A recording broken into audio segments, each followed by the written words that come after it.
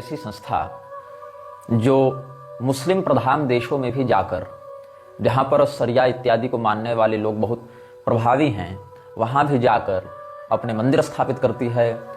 भगवान के नाम संकीर्तन की एक बहुत ही प्रसिद्ध धारा को व्यापक रूप से व्यवहार में लाने का प्रयास करती है और इसके कारण भारतवर्ष में रहने वाले हिंदुओं के मन में अपने प्रति श्रद्धा के एक अभूतपूर्व बीज को उदित करती है, अंकुरित करती है। नाम है ISKCON, international society for Krishna consciousness. इन लोगों का कार्य देखने में ऐसा लगता है जैसे पूरे विश्व में भ्रातृत्व, भक्ति और भगवान कृष्ण के प्रति अद्भुत समर्पण की भावना को लेकर उस सिद्धांत के साथ ये लोग कार्य कर रहे हैं। और विश्व में जहाँ जहाँ हिंदू धर्म के अनुयायियों का प्रवेश भी बड़ा कठिन माना जाता है, वहाँ भी जाकर उनकी सरकार से इस बात की अनुमति ले लेते हैं, बिना किसी खून खराबे या बिना किसी तलवार बंदूक के दम पर, केवल भक्ति के दम पर, कि हम यहाँ भी भजन करेंगे, यहाँ भी भगवान की पूजा करेंगे, यहाँ भी मंदिर बनाएंगे। बाहर से देखने पर यह संस्था बहुत ही सुंदर, बहुत ही भक्तिपूर्ण और बहुत ही उदार प्रतीत होती है, किंतु वास्तविकता कुछ भिन्न है। इस संस्था के वास्तविक स्वरूप को समझने का प्रयास करेंगे उन्हीं प्रमाणों के आधार पर जो इस संस्था के लोगों ने, इस संस्था के संस्थापकों ने और इस संस्था के संस्थापकों के गुरुओं ने अपने जीवन में सार्वजनिक रूप से अभिव्यक्त किया है, व्यवहार किया है या लिखित रूप से अपने विचारों को अपने अनुयायियों तक पहुंचाया है। 2 सितंबर 1838 की एक व्यक्ति का जन्म होता है। उसका नाम था केदारनाथ दत्त। केदारनाथ दत्त जब 18 वर्ष के हुए तो बंगाल और उड़ीसा, उस समय संयुक्त बंग क्षेत्र ही माना जाता था, तो बंगाल प्रोविंस हुआ करता था ना, तो बंगाल और उड़ीसा इनके क्षेत्रों में जो ग्रामीण लोग हैं उनमें जाकर साक्षरता को बढ़ावा देने का कार्य करते थे। कौन करते थे? केदारनाथ दत्त। कहाँ करते थे? बंगाल उड़ीसा के क्षेत्रों में, ग्रामीण क्षेत्रों में, ग्रामीण लोगों के मध्य उनको शिक्षित करने का या न्यूनतम स्तर पर साक्षर करने का प्रयास करते थे। और 1894 ईस्वी में जब ये रिटायर हुए तो डिस्ट्रिक्ट मजिस्ट्रेट के पद से रिटायर हुए और ब्रिटिश सरकार के अधीनस्थ होकर ये जिला मजिस्ट्रेट के पद तक पहुंचे थे। अपने जीवन के उत्तरार्ध में केदारनाथ दत्त की रुचि संस्कृत पढ़ने के प्रति हुई।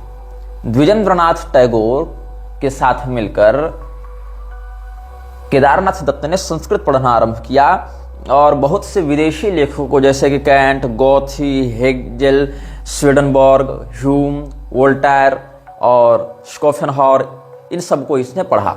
साथ साथ ब्रह्म समाज की पुस्तकों के प्रति केदारनाथ दत्त की विशेष रुचि थी, विशेष आकर्षण था।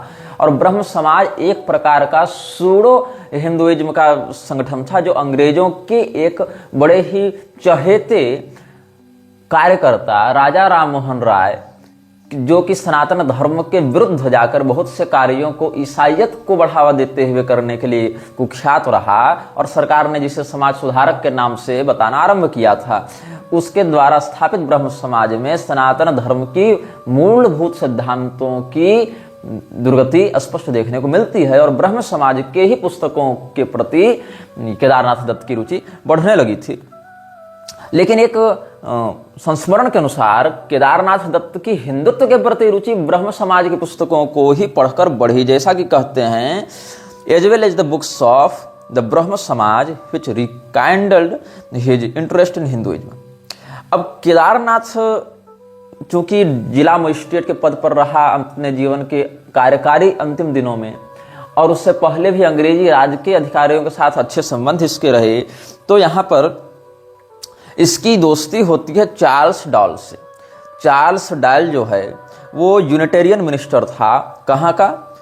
American Unitarian Association of Boston. American Unitarian association जो बॉस्टन की संस्था थी, विदेश में जो कार्य थे उनके प्रारंभिक चरण की जो गतिविधियां हैं वो बोस्टन में ही योगानंद ने की थी।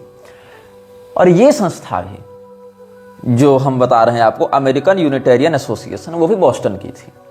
मैं आपको बहुत इनिशियली बता रहा हूं, मैं आपको बिल्कुल पीछे से ले जाकर बहुत प्रारंभ से इन विषयों को बता रहा हूं ताकि आप कड़ियों को समझें कि कहां से इनका कैसे कैसे संबंध जुड़ा हुआ है।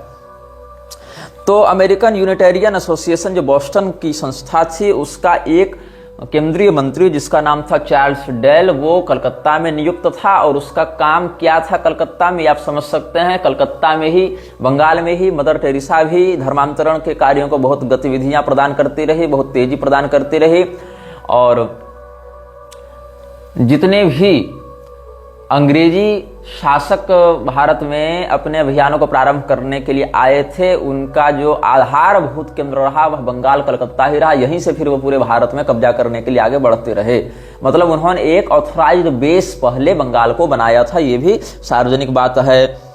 तो इसने क्या किया, जो चार्ल्स डायल था उसने अपनी संस्था के बैनर के तले एक अभियान चलाया, हम बंगालियों को शिक्षित करेंगे, बंगालियों को पढ़ाएंगे लिखाएंगे। अब कोई मिशनरी संस्था भारत में आकर अगर कुछ पढ़ा रही है तो निश्चित बात यह है कि वो भारतीय मूल्यों के मार्गदर्शन में या भारतीय मूल्यों के मापदंड के अनुसार तो नहीं पढ़ा रही है। कोई मिशनरी संस्था भारत में आकर मैं तुमको शिक्षित करूंगा ऐसा दावा कर रही है कोई संस्था, तो फिर वह जान लीजिए कि वो क्या पढ़ाएगी और उसके पढ़ाए गए लोगों की मानसिकता कैसी होगी। तो ये जो यूनिटेरियन मिनिस्टर था, ये अपनी संस्था के ईसाइयत के प्रचार के लिए कलकत्ता में नियुक्त था। तो Charles Dale at the same time Kedarnath daily met with Charles Dale, नित्य भेंट होती थी चार्ल्स डेल से केदारनाथ दत्त की। A Unitarian minister from the American Unitarian Association of Boston posted to Calcutta for propagating Unitarian ideas among the educated Bengalis, और जिसमें एक संभ्रांत वर्ग जो बंगालियों का पढ़ा लिखा था उनके साथ चार्ल्स डेल रोज मिलता था और उनको इस बात के लिए राजी करता था कि आप चूंकि पढ़े लिखे हैं, भद्रलोक में आपकी गणना होती है, तो भद्रलोक वाले जितने भी संभ्रांत परिवार हैं वो हमारे मिशनरी विचारधाराओं के प्रचार प्रसार में भागीदार बने हैं। ध्यान दीजिएगा इस बात पर। हम बंगालियों को शिक्षित करेंगे प्रथम पक्ष, और जो बंगाली पहले से पढ़े लिखे हैं उनको अपने संगठन में सम्मिलित करके उनके संभ्रांत प्रतिष्ठा का प्रयोग करके हम उनके माध्यम से अपने विचारों को प्रसारित करवाएंगे। इस उद्देश्य से बोस्टन की संस्था अमेरिकन यूनिटेरियन एसोसिएशन ने अपने केंद्रीय मंत्री चार्ल्स डेल को कलकत्ता भेजा था। और चार्ल्स डेल के साथ रोज भेंट किसकी होती थी, केदारनाथ दत्त की।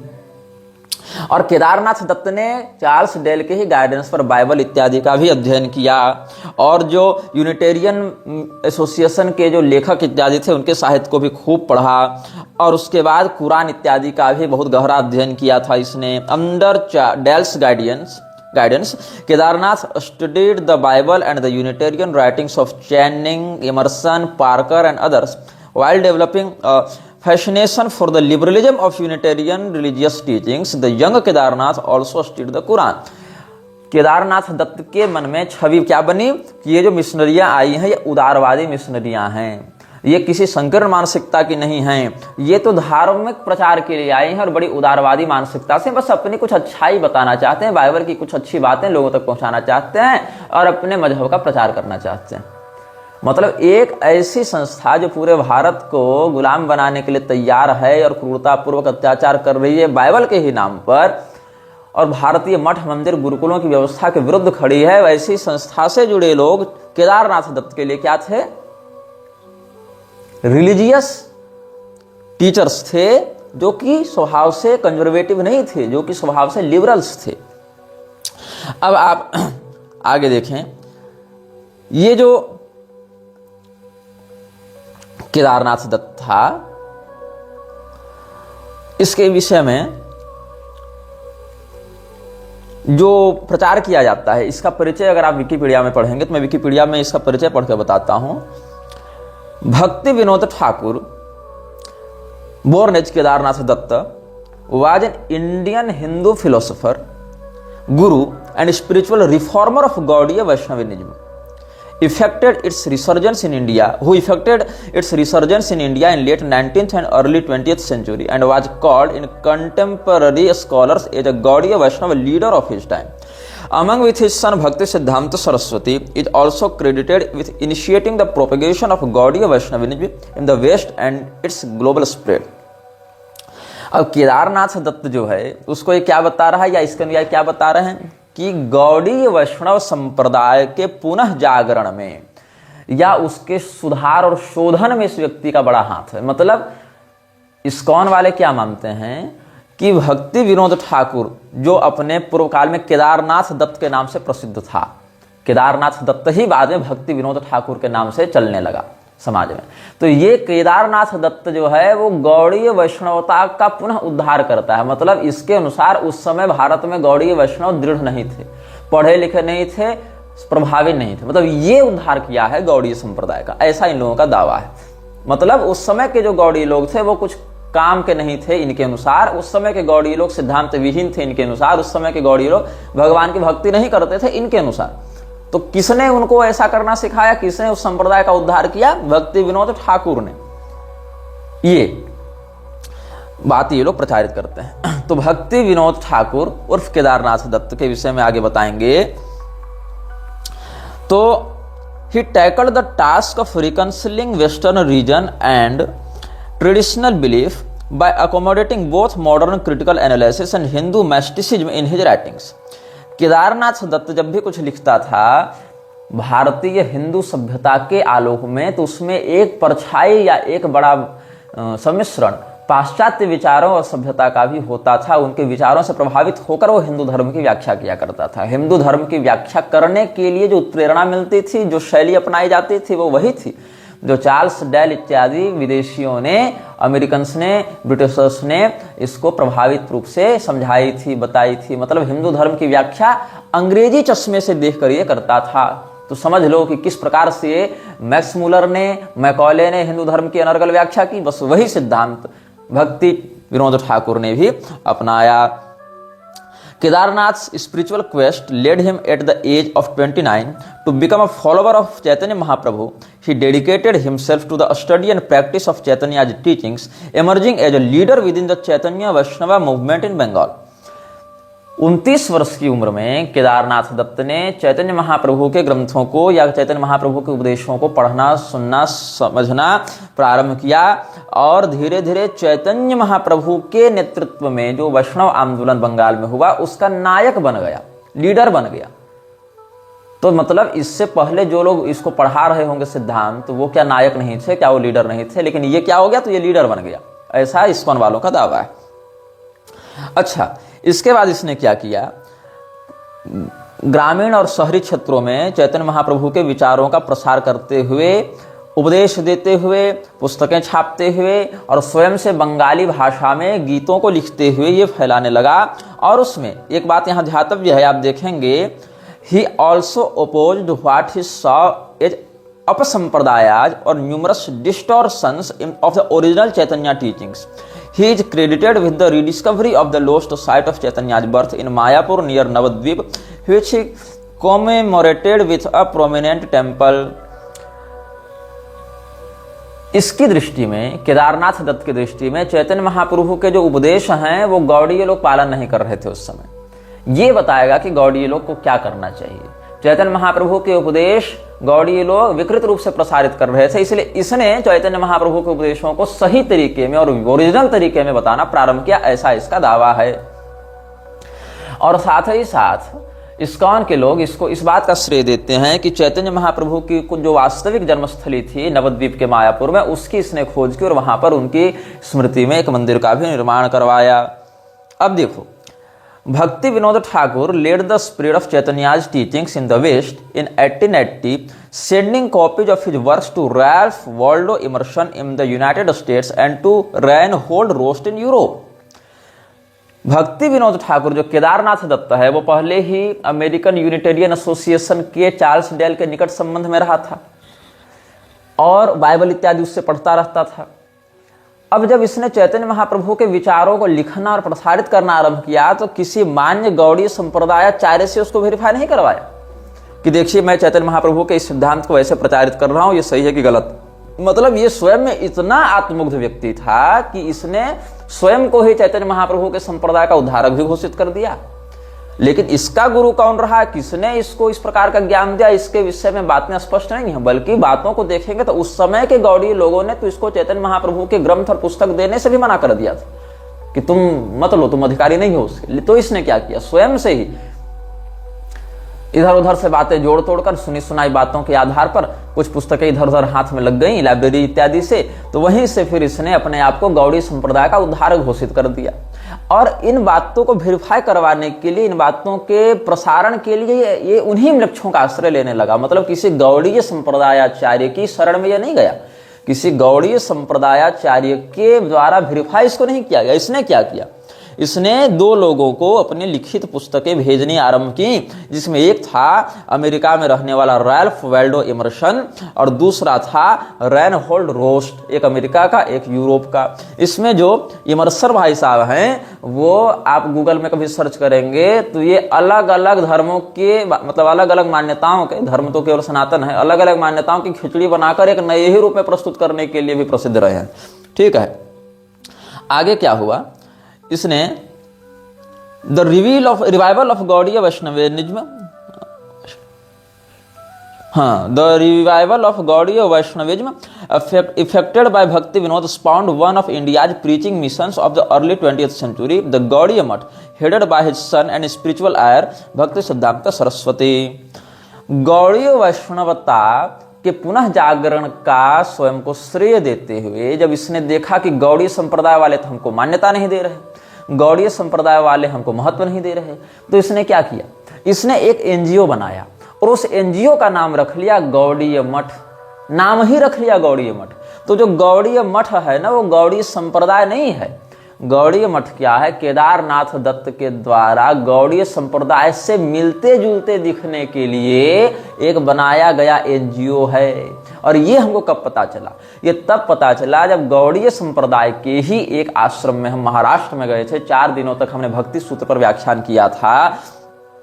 तो हमने अपने फेसबुक, यूट्यूब इत्यादि पर लिखा कि गौड़ीय मठ में व्याख्यान हुआ, तब उन्होंने कहा नहीं नहीं, हम लोग गौड़ीय मठ नहीं है, हम लोग गौड़ीय संप्रदाय हैं। गौड़ीय मठ एक अलग संस्था है, उन्होंने अपना नाम ही गौड़ीय मठ रख लिया है। तो लोगों को भ्रम हो जाता है कि गौड़ीय संप्रदाय ही गौड़ीय मठ है और मठ ही संप्रदाय। अब जैसे कोई शांकर मठ कहे तो लगेगा ही कि शांकर मठ मतलब शंकराचार्य जी की गद्दी, शांकर संप्रदाय का मठ, ये लगेगा।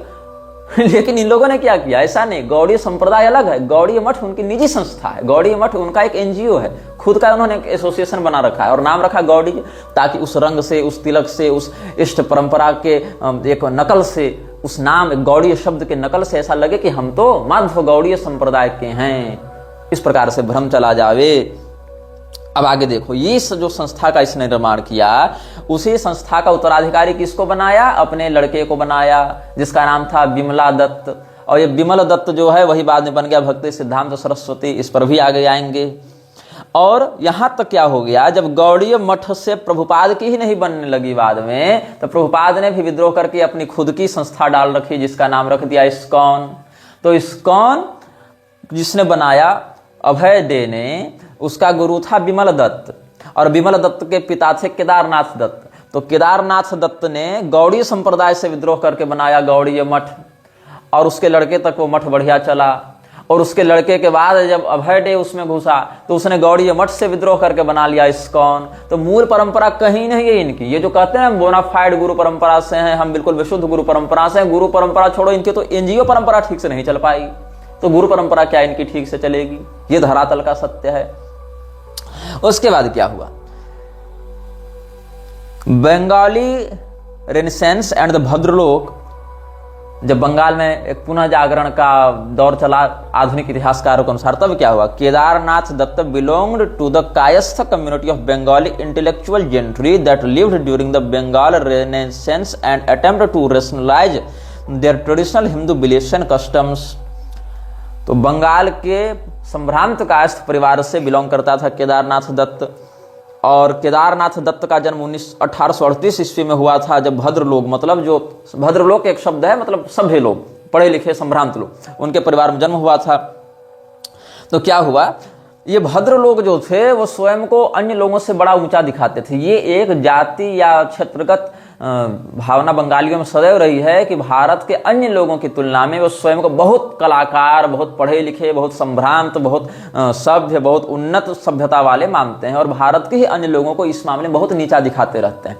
और अब स्वयं को अलग विशिष्टता दिखाने के लिए क्या करने लगे, भद्र लोग टाई, कोट, पैंट इत्यादि पहनने लगे। मतलब ये जान जाइए कि हालत तो बंगाल और बांग्लादेश में ये रहा, अब असम में भी ये है। अगर एक गैर बंगाली हिंदू है तो वो एक बंगाली हिंदू के लिए एक बंगाली मुसलमान की अपेक्षा ज्यादा शत्रु है। ये सत्य है, ये हमने अनुभव किया है। सब लोगों को मैं नहीं कह रहा, लेकिन एक सामुदायिकता के दृष्टिकोण से देखें तो एक बंगभाषी मुसलमान एक बंगभाषी हिंदू के लिए मित्र हो जाएगा, लेकिन एक गैर बंगाली हिंदू बंगाली हिंदू के मित्र के रूप में स्थापित नहीं हो पाएगा। ये लोग देखते हैं। जैसे अगर आप जाकर उसके सामने अवधी बोलें, भोजपुरी बोलें किसी बंगाली हिंदू के सामने, तो वो आपसे उतना प्रेम नहीं करेगा, आपको उतना सहयोग नहीं देगा जितना एक बंगाली बोलने वाले मुसलमान को कर देगा, बंगाली बोलने वाले ईसाई को कर देगा। ये भावना हमने नोटिस की और बहुत लोगों ने ये भावना भी नोटिस की होगी। सब लोग को तो मैं नहीं कहता ऐसा, कुछ तो अच्छे हैं ही, लेकिन एक व्यापकता ऐसी देखने को मिलती है। तो ये क्या हुए, भद्रलोक क्या करने लगे? The Bhadralok refers to the gentle और respectable people was a class of Bengali Hindus who served the British administration in occupations requiring western education and proficiency in English and other languages। इन्होंने अंग्रेजों के साथ बड़ी सुंदर साठगांठ की, अंग्रेजी भाषा सीखने लगे, अंग्रेजी परिधान पहनने लगे, अंग्रेजी खान पान करने लगे और अंग्रेजों की सेवा में बड़ा सहयोग देने लगे, ब्रिटिश एडमिनिस्ट्रेशन में अच्छे पदों पर पहुंचने लगे।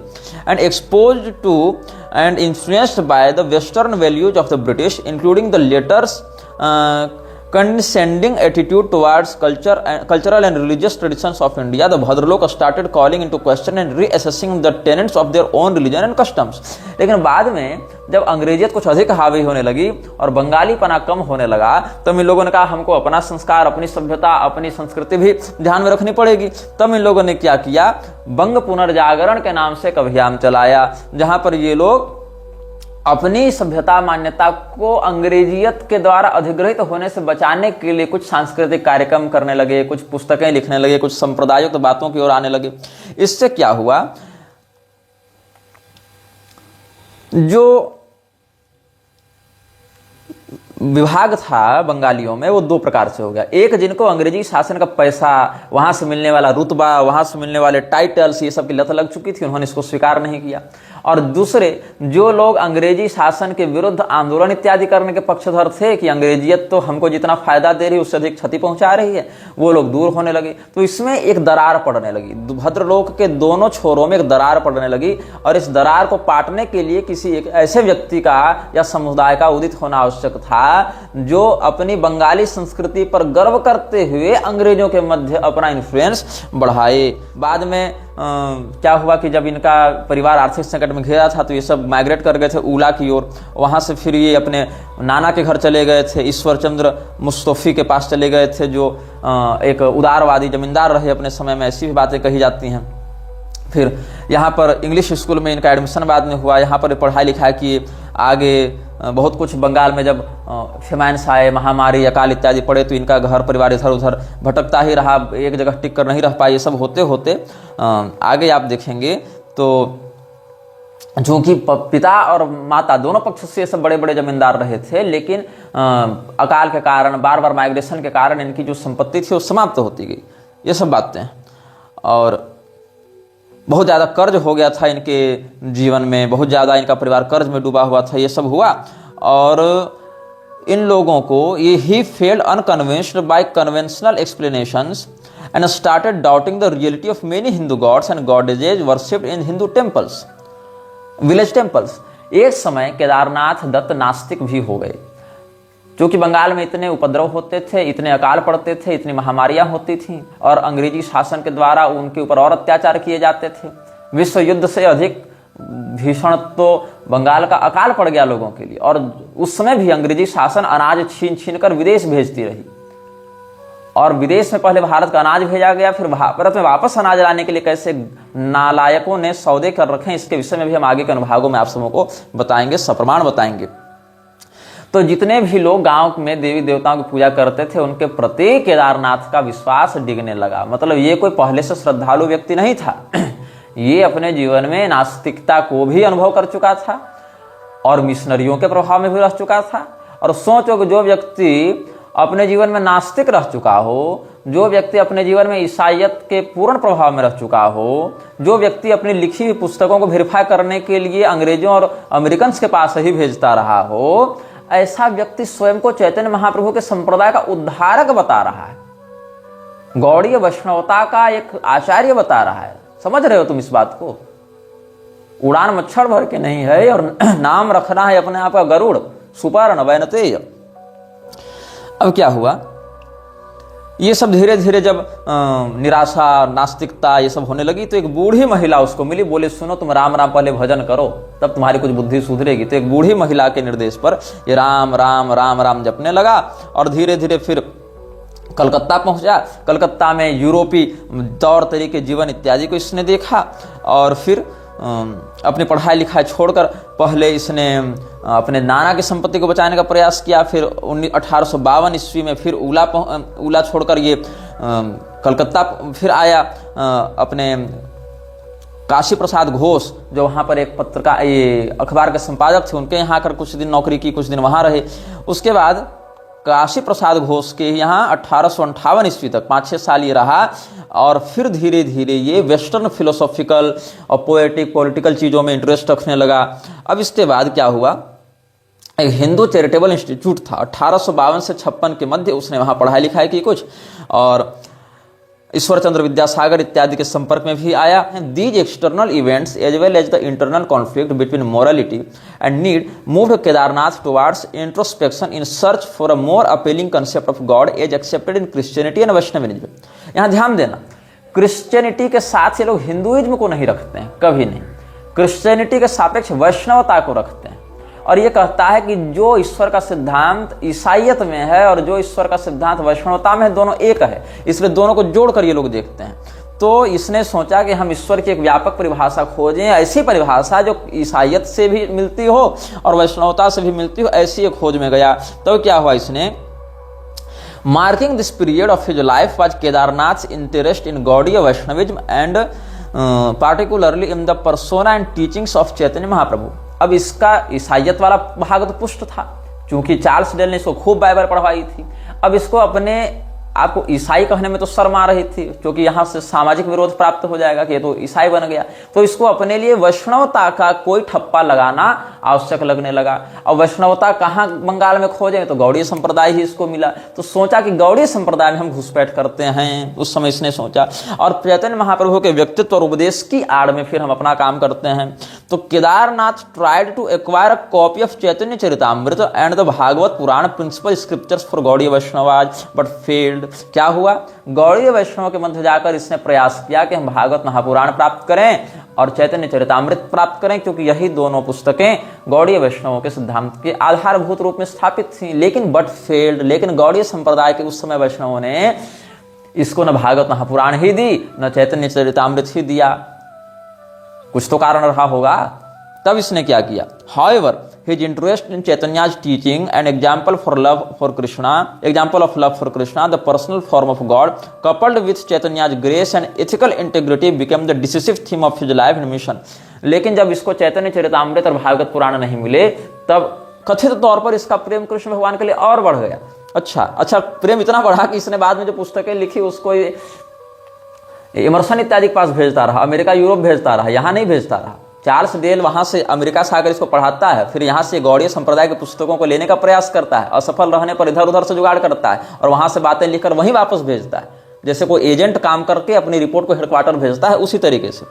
अब क्या हुआ, in February 1866 Kedarnath Datta received with a friend's help a position with the registrar's office as a special deputy registrar of assurances with powers of a deputy magistrate and deputy collector. 1866 में अचानक से इसको एक ऐसा पद मिलता है अपने एक दोस्त की मदद से।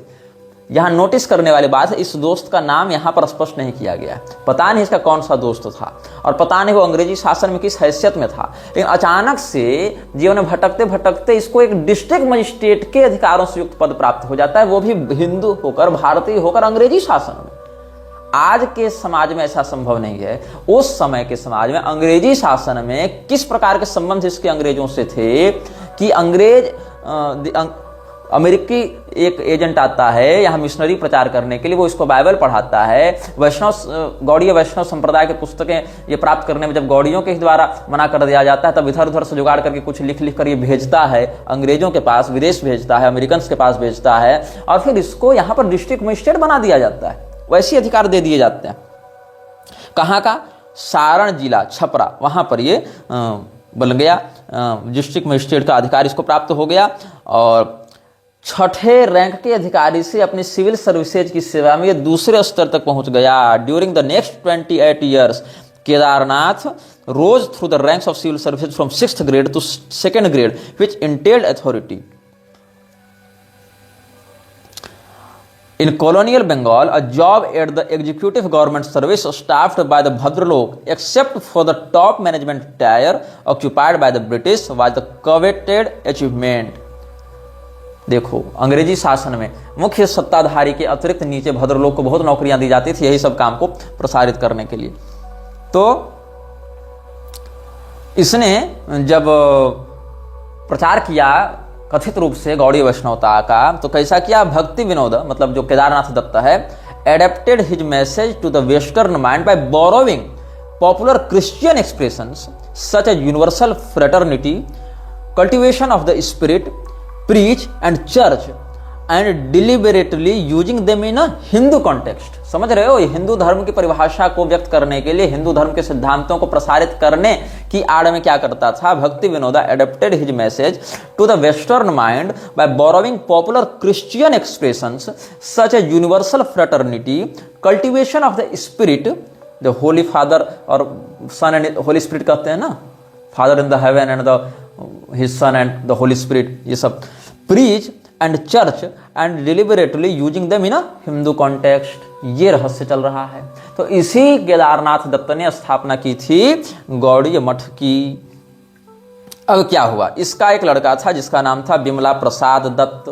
बिमला प्रसाद दत्त जब पैदा हुआ था तो उसकी जो नाल थी, बच्चे की जो नाल होती है ना, वो बाएं कंधे से दाएं कंधे की, दाएं पसली की ओर लिपटी हुई थी। तो इन लोगों ने बड़ी सुंदर उसकी एक कहानी गढ़ दी कि ये तो कोई अवतार लगते हैं जो साक्षात जनेऊ पहनकर पैदा हुए हैं।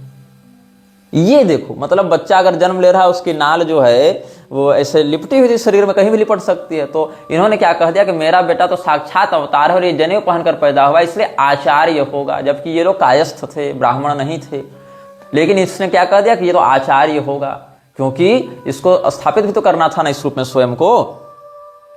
तो क्या हुआ? जो सड़ गोस्वामी की बात आती है, उसके विषय में बाद में आएंगे। पहले हम भक्ति सिद्धांत सरस्वती की बात करते हैं, उर्फ बिमला प्रसाद दत्त। तो भक्ति सिद्धांत सरस्वती का जन्म हुआ था 6 फरवरी 1874 को और 1 जनवरी 1937 को ये मरा। Born Bimala Prasad Datta was an Indian Gaudiya Vaishnava Hindu guru, acharya and revivalist in early 20th century India. To his followers, he was known as Srila Prabhupada, an honorific also later extended to his disciple Abhay Charan Arvind Bhakti Vedanta Swami Prabhupada. Srila Prabhupada के नाम से इसी की प्रसिद्धि हुई थी। किसकी? भक्ति सिद्धांत सरस्वती की। और बाद में श्रील प्रभुपाद की उपाधि ट्रांसफर किसको हुई? इसी के उत्तराधिकारी कह लें, अभय चरण अरविंद भक्ति वेदांत स्वामी, जिसने गौड़ीय मठ से विद्रोह करके स्थापना की इस्कॉन की, और जिसने स्पष्ट कहा था कि हमारे इस्कॉन के फॉलोअर्स गौड़ीय मठ के लोगों से मिलना जुलना बंद करें। ये सब प्रमाण भी आगे हम देंगे। तो गौड़ीय मठ क्यों बनाया गया? गौड़ीय संप्रदाय से विद्रोह करके चैतन्य महाप्रभु की आइडियोलॉजी को हाईजैक करके अपनी एक स्वतंत्र सत्ता को खड़ा करके अंग्रेजियत का प्रसार करने के लिए केदारनाथ दत्त के द्वारा एक एनजीओ का गठन किया गया जिसका नाम था गौड़ीय मठ। और उसके लड़के ने फिर उस मठ को आगे बढ़ाया।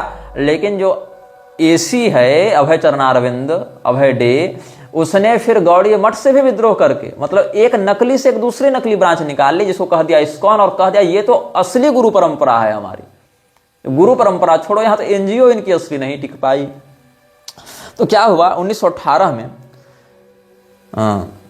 इसने अपना नाम, जो बिमला प्रसाद दत्त है, उसने अपना नाम रखा भक्ति सिद्धांत सरस्वती।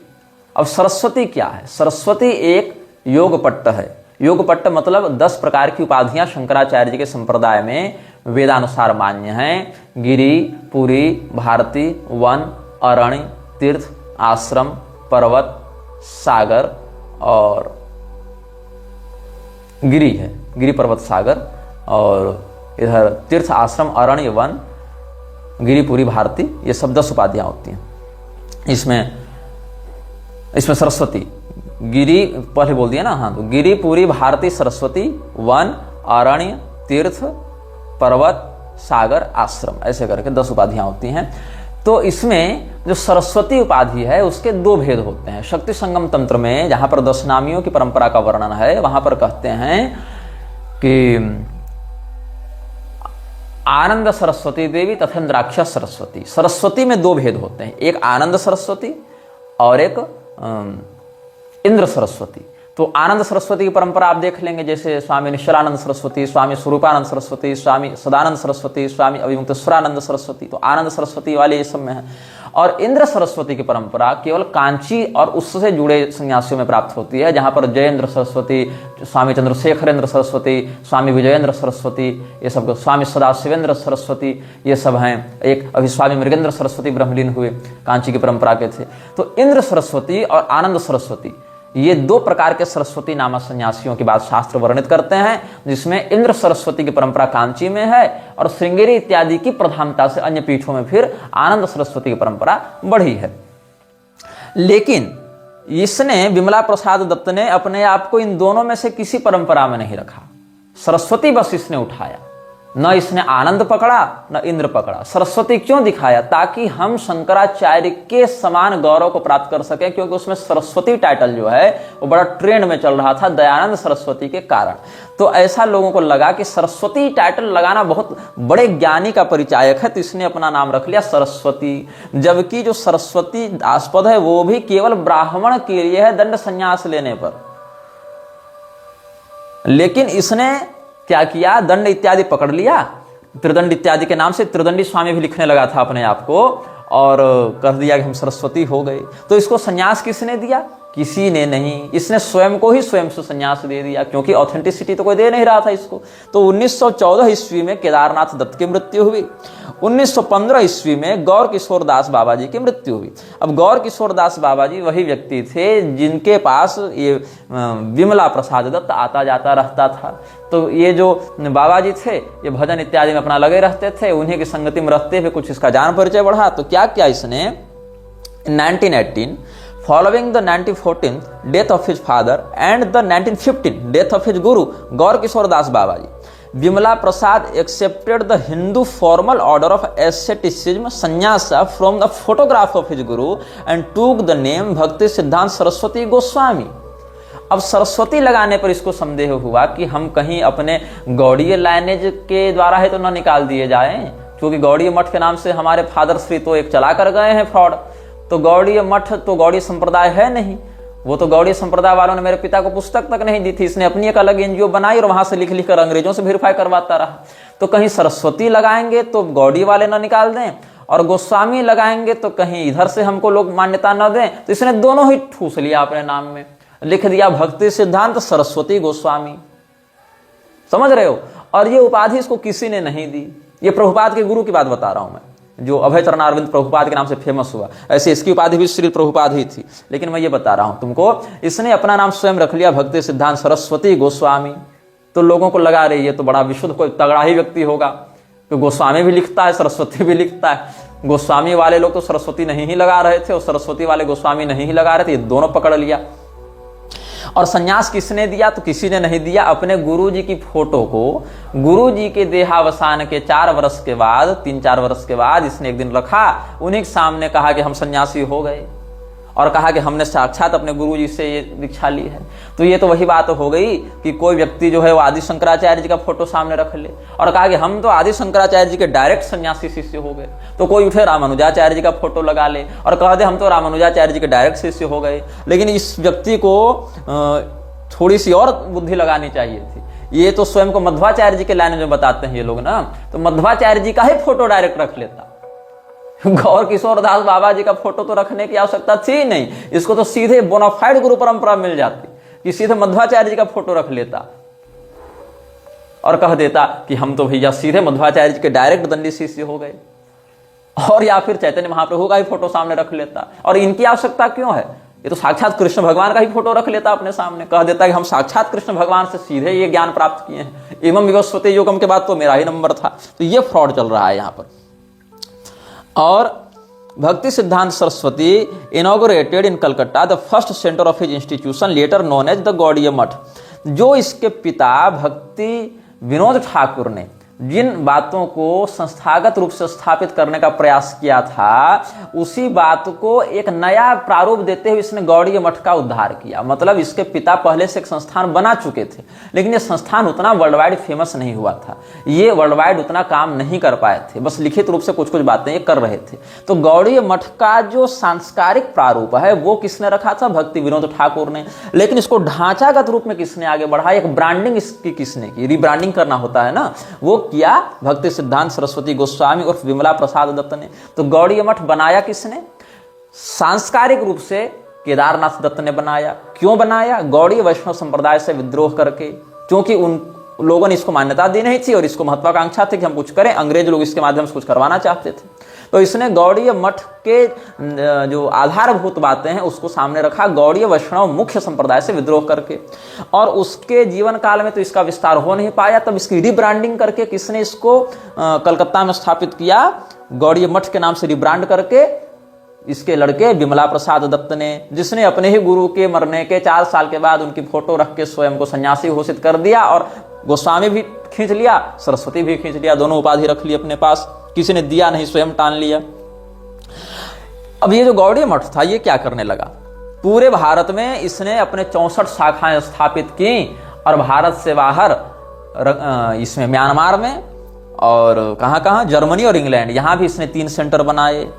तो it soon developed into a dynamic missionary and educational institution with 64 branches across India and 3 centres abroad in Burma, Germany and England. फिर दैनिक, साप्ताहिक, मासिक और इस प्रकार से इसने पुस्तकें और पत्रिकाओं का, अखबारों का प्रकाशन आरंभ किया। And public programs as well as through such innovations as theistic exhibition with dioramas. Bhakti Siddhanta is known for his intense and outspoken oratory and writing style as the आचार्य केसरी। अब देखो, सरस्वती गोस्वामी इत्यादि तो लिख लिया था, लेकिन कोई इसको आचार्य नहीं मान रहा था, वैष्णवाचार्य नहीं मान रहा था। तो जाति से कायस्थ होने के बाद भी इसने दंड संन्यास ले लिया, जबकि मुखजाना मयम धर्मो भीतम दंड धारणम, भगवान ने स्वयं वैष्णवागम में ही वैष्णव संप्रदाय के अंतर्गत निषेध किया है कि अब्राह्मण व्यक्ति दंड संन्यास नहीं लेता है, त्रिदंड धारण नहीं करता है। त्रिदंडी सन्यासी की जो योग्यताएं हैं, जो अर्हताएं हैं, उनको वेद, पुराण, तंत्र इत्यादि के मत से हमने आज से 1 महीने पहले के निर्गत किए वक्तव्य में बताया था। आप सब उसको हमारे मुख्य चैनल पर या फेसबुक इत्यादि पर श्रवण कर सकते हैं, जहां हमने त्रिदंडी सन्यासी की योग्यताओं और मान्यताओं के सांप्रदायिक अनुशासन के विषय में बताया है। तो ये न तो ब्राह्मण था, न इसको किसी ने त्रिदंड संन्यास दिया, न इसके गुरु ने ही इसको संन्यास दिया, न इसको किसी प्रकार के आचार्यत्व की संसिद्धि थी। इसने क्या किया? जब हमारे पिता स्वयं को गौड़ीय वैष्णव से विद्रोह करके स्थापित कर सकते तो हम क्यों नहीं? इसने स्वयं अपने गुरु के फोटो के सामने संन्यास भी ले लिया, इसने स्वयं अपने गुरु के फोटो के सामने दंड भी पकड़ लिया, इसने स्वयं अपने गुरु के फोटो के सामने अपने आप को सरस्वती और गोस्वामी भी कह दिया, और जब कुछ नहीं मिला तो अपने नाम के आगे ये लगाने लगा आचार्य केसरी। मतलब हम आचार्य नहीं, आचार्यों के मध्य हम सिंह हैं, मतलब आचार्याणाम केसरी, आचार्यों के मध्य आचार्येषु केसरी इव भाति स आचार्य केसरी ही। आचार्यों के मध्य जो सिंह के समान बैठे वह आचार्य केसरी होता है। वो सिंह बैठता है सिंहासन पर, तो इसने अपना सिंहासन इत्यादि भी गढ़वा रखा था। सब बातें होगी, उसको व्यासपीठ इत्यादि भी कहा करता था। तो क्या किया इसने? Bhakti Siddhanta opposed the non dualistic interpretations of Hinduism और Advaita that has emerged as the prevalent strand of Hindu thought in India, seeking to establish traditional personalist Krishna Bhakti as its fulfillment and higher synthesis.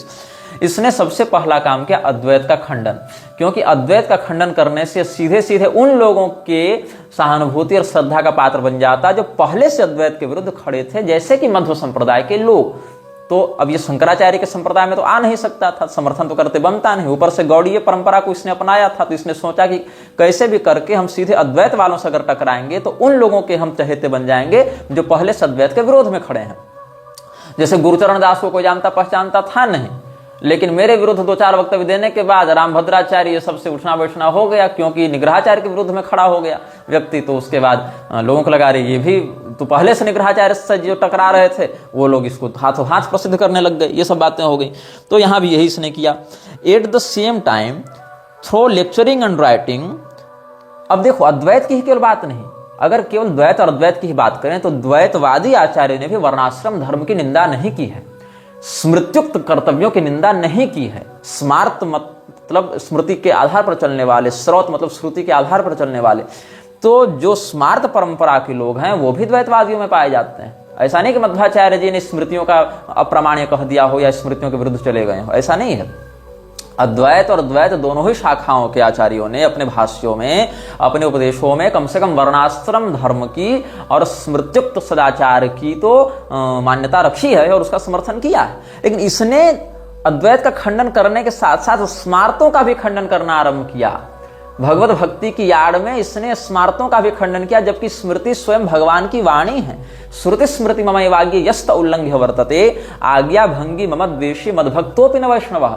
भगवान स्वयं कहते हैं कि मेरी आज्ञा है वेद और स्मृति, और इन आज्ञाओं का उल्लंघन करने वाला व्यक्ति मेरा भक्त नहीं है, वैष्णव नहीं है। ये भगवान स्वयं कहते हैं। लेकिन स्वयं को भक्ति सिद्धांत नाम देने वाले इस व्यक्ति ने क्या किया, स्मृति का ही खंडन करना आरंभ किया। और क्या कहते हैं, और चूंकि ये ब्राह्मण था नहीं स्वयं और इसने त्रिदंड संन्यास ले रखा था, इसके कारण इसका जो पारंपरिक विद्वान थे उन्होंने बड़ा विरोध किया। तब इसने क्या किया, ब्राह्मणों के विरुद्ध लेखन प्रारंभ किया, स्मृतियों के विरुद्ध लेखन प्रारंभ किया, वर्णाश्रम के विरुद्ध लेखन प्रारंभ किया। तो क्या हो गया, अंत में Bhakti Siddhanta Saraswati Prabhupada targeted both the castes of Smarta brahmins, hereditary priests and sensualized practices of numerous Gaudiya Vaishnavism spin offs, branding them as asampradayas. अब जब गौड़ीय संप्रदाय के लोगों ने भी इसका विरोध करना आरंभ किया तो कहा नहीं नहीं, तुम लोग नकली हो, हम असली हैं, तुम लोग अपसंप्रदाय हो, हम असली संप्रदाय हैं, हम चैतन्य महाप्रभु के असली ये ओरिजिनल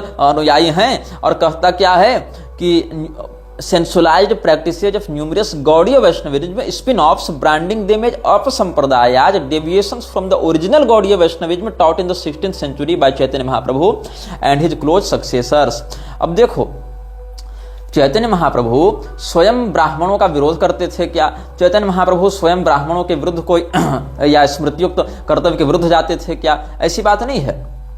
चैतन्य महाप्रभु अपने पिता का विधिवत श्राद्ध करते थे, अपने पिता के श्राद्ध में ब्राह्मणों का विधिवत सत्कार किया करते थे। चैतन्य महाप्रभु विप्रद्रोही नहीं थे। लेकिन ये जो भक्ति सिद्धांत था, जो विमल प्रसाद दत्त था, इसने अपने गुरु के मरने के 4 साल के बाद उनके फोटो के सामने स्वयं को दीक्षा भी दे दी और क्या कह दिया कि हम तो ब्राह्मणों को नहीं मानेंगे, हम इनकी परंपरा को नहीं मानेंगे, असली वैष्णव तो हम हैं, असली गौड़ी हम हैं। जबकि आप श्री चैतन्य मंगल में देखेंगे तो क्या कहते हैं चैतन्य महाप्रभु के पिताजी के परलोक गमन के समय कि मायेर कांदना देखि बापेर मरणे, कांदे सचीर सुत अझोर नयने, गजमतिहार ये न गांथिल सुताय, नयाने गैले जल विशाल हियाय, भक्त गणे इष्ट गणे हाहाकार करे, प्रभुर कांदनाय कांदे सकल संसारे। चैतन्य महाप्रभु अपने पिताजी की मृत्यु पर जो विलाप कर रहे हैं उसका वर्णन है। तो सृष्टि नष्ट हय प्रभु तोमार क्रंदने, नारी गणे प्रबोध करिल सची देवी, गोरा चांदेर मुख देखी सब पास रिबी। गौरचंद्र भी नाम था ना, अनंत संहिता में श्री कृष्ण चंद्र जो चैतन्य महाप्रभु उनके गौरचंद्र इत्यादि भी नाम वर्णित हैं। कृष्ण चैतन्य गौरांगौ गौरचंद्र सची सुतः, प्रभुर गौरो गौर हरिर नामानि भक्तिदानी में अनंत संहिता में चैतन्य महाप्रभु के नाम वर्णित हैं। ये चैतन्य महाप्रभु भगवान श्री कृष्ण के शक्त्यावेशावतार के अंतर्गत मान्य होते हैं। और श्री चैतन्य महाप्रभु ने कोई बहुत बड़े बड़े मठ और ये सब परंपराएं नहीं स्थापित की थी, केवल भगवत भक्ति का ही उपदेश देकर लोक कल्याण का उन्होंने सदाचार पूर्वक श्रुति स्मृति से अविरुद्ध भाव से ही वर्णन किया है। इतना ही उनका कार्य रहा कि हम अपने भगवत भजन के दम पर व्यक्ति को समस्त कर्तव्यों का फल प्रदान करते हुए उनको भगवान से जोड़ दें। अन्यथा शरणम नास्ति त्वमेव शरणम मम, इसी भाव से उन्होंने शिक्षाष्टक इत्यादि में भी अपनी बातें कही हैं। तो चैतन्य महाप्रभु का नाम सचीसुत या गौरचंद्र इत्यादि भी है। वही सब बातें श्री श्री चैतन्य मंगल में कह रहे हैं। तो क्या हुआ यहां पर, आपने सुधीर प्रभु सब संवरिया, काल जथोचित कर्म करिल सत्क्रिया, तबे वेद विधि मते ये छिल उचित, करिल बापेर कर्म कुटुंब बेष्टित, पितृभक्त प्रभु तबे पितृयज्ञ कैल। पितृयज्ञ मतलब क्या, श्राद्ध इत्यादि को पितृयज्ञ कहते हैं। पितृभक्त प्रभु तबे पितृयज्ञ कैल क्रमे क्रमे यथाविधि ब्राह्मणेर देल तोयाधार अन्न भोजनाद द्रव्यत ब्राह्मणेर दिला प्रभु पितृभगत जगन्नाथ वैकुंठ गमन ई कथा आपने से द्विजोत्तम गौरचंद्रेर पिता।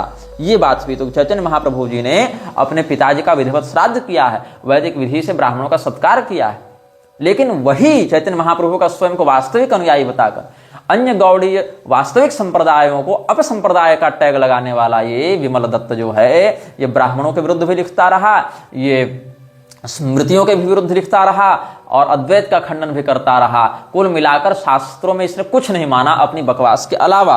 और अब तो ये हाल हो गई कि जो षड गोस्वामी की बात गौड़ीय संप्रदाय में है, रूप गोस्वामी, सनातन गोस्वामी, जीव गोस्वामी, रघुनाथ भट्ट गोस्वामी, रघुनाथ दास गोस्वामी, गोपाल भट्ट गोस्वामी, ये सब जो षड गोस्वामी हुए हैं, इन गोस्वामियों के टक्कर में स्वयं को दिखाने के लिए इसको जीव गोस्वामी का अवतार लोग बताने लग गए।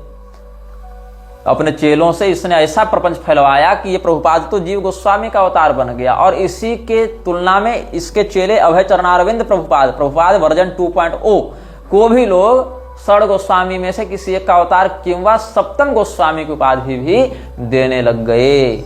ये प्रपंच फैलाया गया है इस्कॉन की पैदाइश से पहले से। अभी तो मैं इस्कॉन पर भी नहीं आया हूं, अभी तो मैं जड़ ही बता रहा हूं। इस्कॉन पर तो मैं बाद में आऊंगा, अभी तो मैं यहां पर इस्कॉन की पैदाइश से पहले की बात बता रहा हूं कि क्या क्या हुआ। तो ये ऐसा तो प्रपंच किसका रहा, विमल प्रसाद दत्त का, जो बाद में बन गया भक्ति सिद्धांत सरस्वती।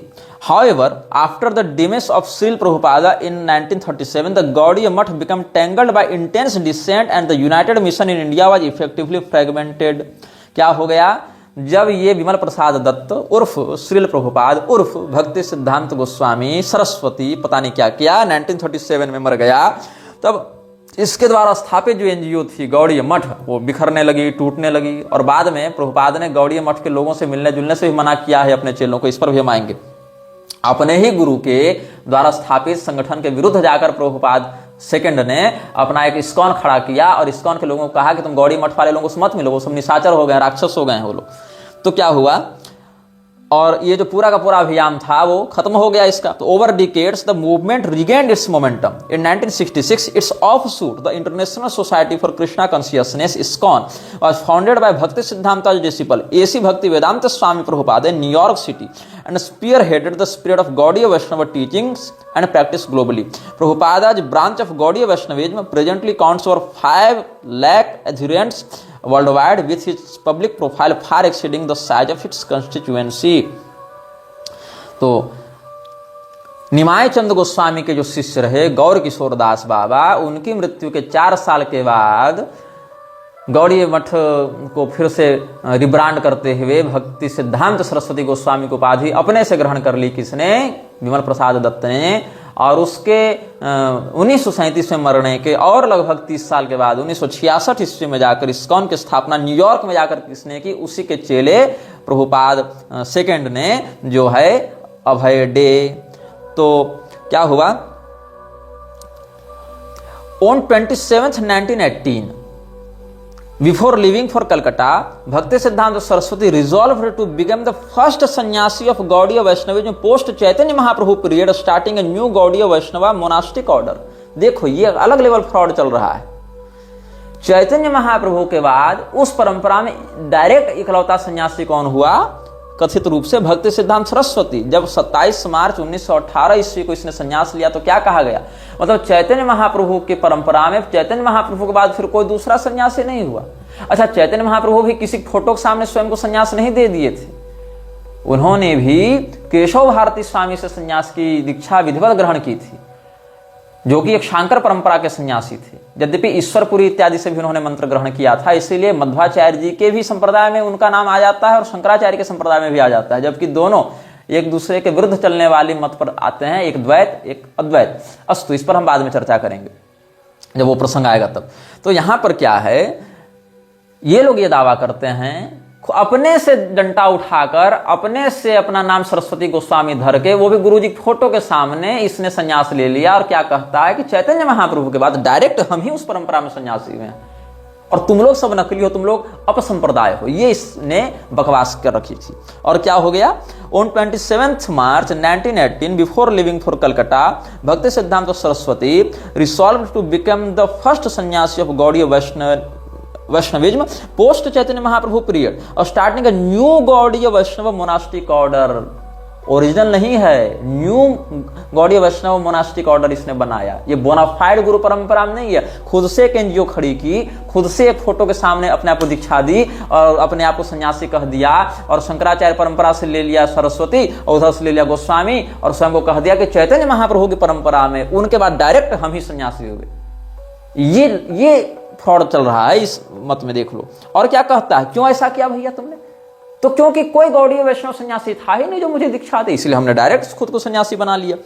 तो क्या कहते हैं, since there was no other Gaudiya Vaishnava sannyasi to initiate him into the renounce order, he controversially set down before the picture of Gaur Kishore Das Babaji and conferred the sannyasa upon himself. From that day on he adopted both the dress and the life of a Vaishnava renunciant with the name of Bhakti Siddhanta Saraswati Goswami. ये बात हो गई। तो ISKCON की पैदाइश से पहले से ये सब फ्रॉड चलते आ रहा है। पूरी की पूरी फ्रॉड लाइनेज पर ही इस्कॉन का सारा पाखंड टिका हुआ है। इस प्रकार से हमने आप सबों को सप्रमाण सारी बातें बताई हैं, और हमारे द्वारा कही गई बातों को आप कभी भी ऑथेंटिक सोर्सेज से, जो कि बहुत सारे डॉक्यूमेंट्स आर्काइव में मिल जाएंगे, बहुत से वीडियोज मिल जाएंगे आपको, बहुत से लेख मिल जाएंगे, बहुत से पारंपरिक खंडन मंडन की बातें आपको सार्वजनिक रूप से मिल जाएंगी, उनसे आप क्रॉस वेरीफाई भी कर सकते हैं। आगे के अनुभागों में फिर हम कई अनुभागों तक इस्कॉन के द्वारा किए जा रहे धार्मिक षड्यंत्र और यहां तक कि इस्कॉन व्यापक नरसंहार की भी तैयारी कैसे करने के लिए अग्रसर है, ये सब में हम आपको बताएंगे आगे के अनुभागों में। यह वीडियो जल्द ही हटा दिया जा सकता है। कृपया थर्ड पार्टी ऐप्स का उपयोग करके डाउनलोड करें। आप इस वीडियो को अपने चैनल पर फिर से अपलोड भी कर सकते हैं।